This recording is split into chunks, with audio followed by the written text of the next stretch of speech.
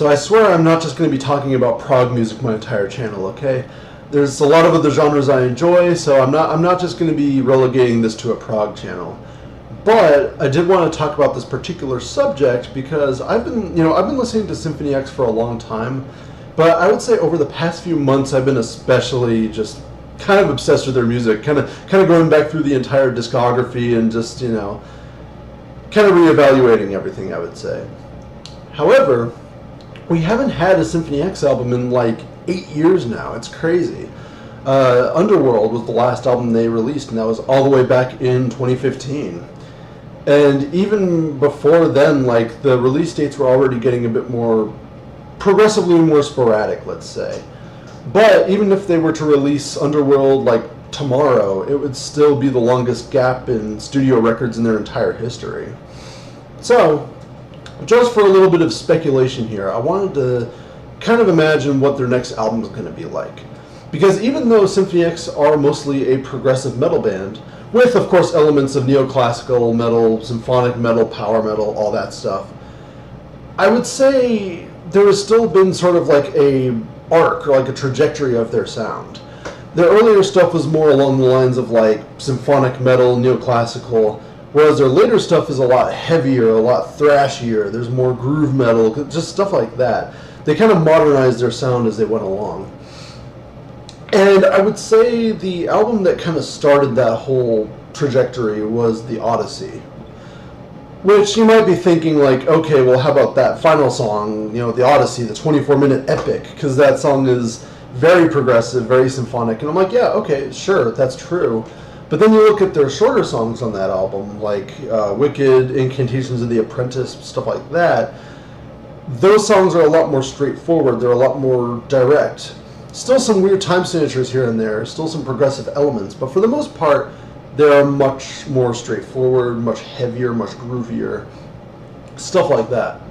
And that only got even more prominent with, Paradise Lost and Iconoclast, especially Iconoclast. I would say that's probably their heaviest album.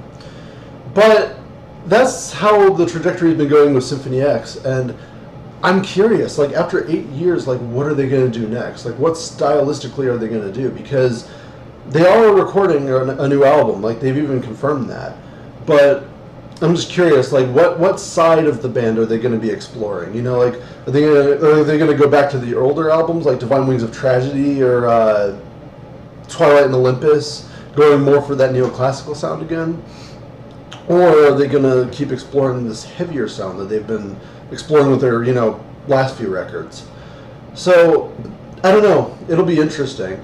Me personally, my preference would be if they made another, like, Paradise Lost style album, where they kind of had a fusion of the old and the new, They still had those old power metal, neoclassical elements, but still incorporated the heaviness of Iconoclast and Underworld.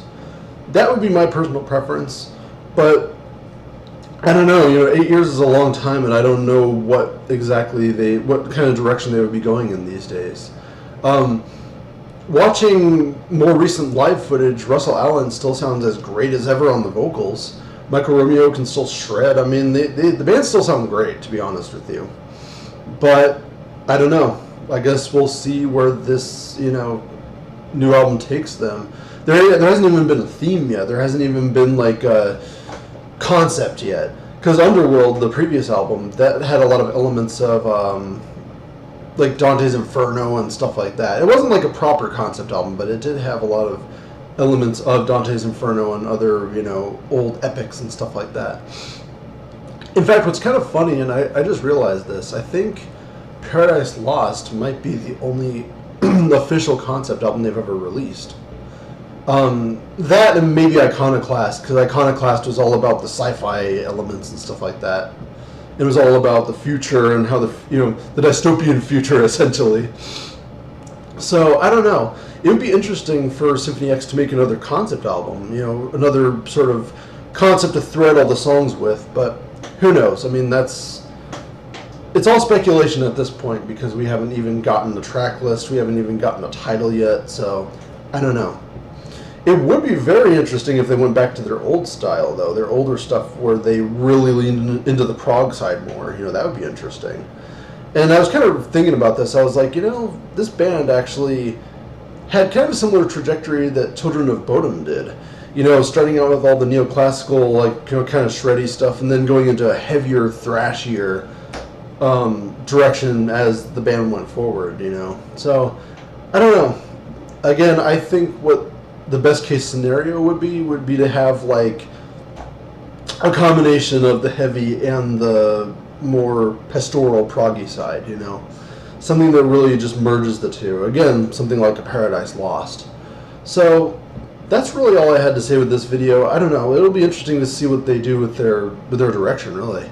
You know, they seem kind of flexible on that front. Like, each album kind of explores a different side of their sound, even though the prog metal is still the one thing that's a constant, you know. That's the thing that stays consistent. So that's all I had to say.